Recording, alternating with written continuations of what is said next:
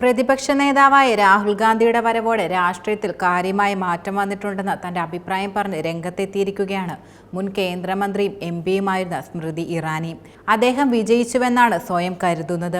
ജാതി രാഷ്ട്രീയം മുതൽ പ്രകോപിപ്പിക്കുന്ന പ്രസംഗങ്ങൾ വരെ അദ്ദേഹം മുന്നോട്ട് വയ്ക്കുന്ന കാര്യങ്ങൾ പുതിയ തന്ത്രത്തിന്റെ ഭാഗമാണെന്നും സ്മൃതി ഇറാനി ഒരു അഭിമുഖത്തിൽ തുറന്നു പറഞ്ഞു. ജാതിയെക്കുറിച്ച് സംസാരിക്കുമ്പോഴും പാർലമെന്റിൽ വെള്ള ടീഷർട്ട് ധരിക്കുമ്പോഴും യുവാക്കൾക്ക് എന്ത് സന്ദേശം നൽകുക എന്നതിനെക്കുറിച്ച് അദ്ദേഹത്തിന് വ്യക്തമായ ബോധമുണ്ട്. പ്രത്യേക വിഭാഗങ്ങളെ ലക്ഷ്യമിടാൻ കരുതിക്കൂട്ടിയുള്ള നീക്കങ്ങൾ അദ്ദേഹം നടത്തുന്നുവെന്ന് സ്മൃതി ഇറാനി അഭിപ്രായപ്പെടുന്നു. നല്ലതോ മോശമോ പക്വതയില്ലാത്തതോ ആവട്ടെ, അദ്ദേഹത്തിന്റെ പ്രവർത്തികളെ വില കുറച്ച് ഒരിക്കലും കാണാൻ പാടില്ല. അവ വ്യത്യസ്തമായ രാഷ്ട്രീയത്തെ പ്രതിദാനം ചെയ്യുന്നുണ്ട്. രാഹുൽ ഗാന്ധി നടത്തിയ ക്ഷേത്ര ദർശനങ്ങളിൽ നിന്നും അദ്ദേഹത്തിന് യാതൊരു ഗുണവും ഉണ്ടായിട്ടില്ല എന്നതൊരു വസ്തുതയാണ്. എന്നാൽ അത് പിന്നീട് തമാശയായി മാറി. ചിലർ അത് കാപട്യമാണെന്ന് കരുതുന്നു. ഇത് ഫലിക്കാതെ വന്നതോടെ ജാതി രാഷ്ട്രീയത്തിലേക്ക് മാറിയെന്നും അവർ അഭിപ്രായപ്പെടുന്നു. നിർദ്ദിഷ്ട ജനസംഖ്യാശാസ്ത്രം ലക്ഷ്യമിട്ട് രാഹുൽ ഗാന്ധി നിരവധി നീക്കങ്ങൾ നടത്തുന്നതായി സ്മൃതി ഇറാനി പറയുന്നു. തന്റെ രാഷ്ട്രീയ എതിരാളിയായ കോൺഗ്രസിലെ രാഹുൽ ഗാന്ധി താൻ വിജയം അനുഭവിച്ചതായി വിശ്വസിക്കുകയാണ്. ഇപ്പോൾ രാഹുൽ ഗാന്ധി രാഷ്ട്രീയ കരുനീക്കത്തിന് പുതിയ സമീപനം സ്വീകരിക്കുകയാണെന്ന് ഭാരതീയ ജനതാ പാർട്ടിയുടെ സ്മൃതി ഇറാനി അവകാശപ്പെടുന്നു. എന്നാൽ അതുപോലെ തന്നെ രാഹുലിനെതിരെ വിമർശനവും മുൻ കേന്ദ്രമന്ത്രി ഉന്നയിക്കുന്നുണ്ട്.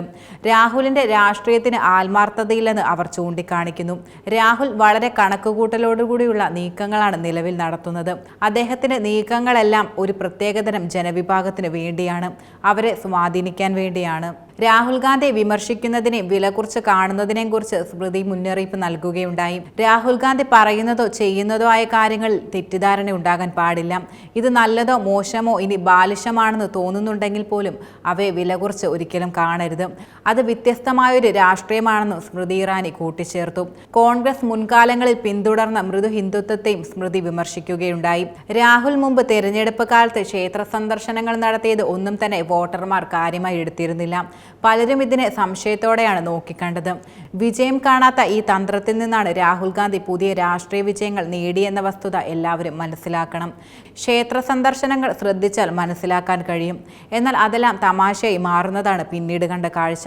ചിലർ ഇത് തീർത്തും മോശമാണെന്നാണ് പറയുന്നത്. ഈ തന്ത്രം വിജയിക്കാത്തത് കൊണ്ട് രാഹുൽ മറ്റൊന്നിലേക്ക് മാറുകയും ചെയ്തു. ജാതി വിഷയം രാഹുൽ ഉന്നയിച്ചത് വിജയം കാണാൻ വേണ്ടിയാണെന്നാണ് സ്മൃതിയുടെ അഭിപ്രായം. രാഹുലിന്റെ ജാതി വിഷയം ഉന്നയിച്ചുകൊണ്ടുള്ള രാഷ്ട്രീയ നീക്കം വളരെ പ്ലാൻ ചെയ്തിട്ടുള്ളതായിരുന്നു. വിശാലമായ അർത്ഥത്തിലുള്ള തന്ത്രമാണിതെന്നതിൽ ഒരു സംശയവുമില്ല.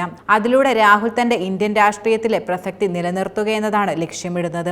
എന്നാൽ രാഹുൽ ചെയ്യുന്ന കാര്യങ്ങളോട് യോജിക്കാൻ ആർക്കും കഴിയുകയില്ല. പ്രകോപന പരാമർശങ്ങളിലൂടെ ജനശ്രദ്ധ പിടിച്ചുപറ്റാനാണ് രാഹുൽ ഗാന്ധി ശ്രമിക്കുന്നതെന്നും സ്മൃതി കൂട്ടിച്ചേർത്തു. അടുത്തിടെ ദളിത് ആദിവാസി വിഭാഗത്തിൽ നിന്നുള്ള മത്സരാർത്ഥികൾ മിസ് ഇന്ത്യയിൽ അടക്കം വരുന്നില്ലെന്ന് രാഹുൽ ഗാന്ധി ഉന്നയിക്കുകയുണ്ടായിരുന്നു. ഇത് വളരെയധികം വിവാദമായിരുന്നു. മിസ് ഇന്ത്യ മത്സരം സർക്കാരിനെ സഹായിക്കുന്ന ഒന്നല്ല.